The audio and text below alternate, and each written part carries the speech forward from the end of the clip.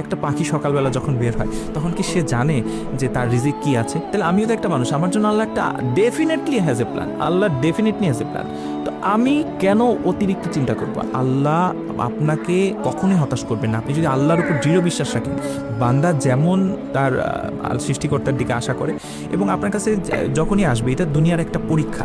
এবং আপনি যখন এই যে এফসিপিএসে বারে বারে অনুত্তীর্ণ হওয়া, রেসিডেন্সি না হওয়া, এগুলো নিয়ে কখনোই ওভারথিঙ্ক করবেন না। আপনার কাজ হচ্ছে চেষ্টা করে যাওয়া।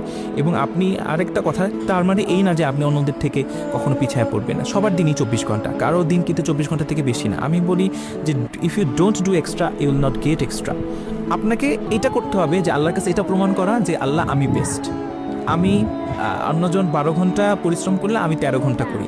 আল্লাহর কাছে যখন এটা প্রমাণ করবেন, আল্লাহ তো আমি বলি যে আহকামুল হাকিমিন, বিচারকদের মধ্যে সর্বশ্রেষ্ঠ বিচারক, তিনি নিশ্চয়ই আমি 13 ঘন্টা 1 ঘন্টা বেশি পরিশ্রম করছি, কারণ সিট তো লিমিটেড, 120টা সিট ধরেন, আমি ওই 12 ঘন্টা 1 ঘন্টা বেনিফিট পাবেনই আপনি। এটা আমার লাইফে ফিলোসফি।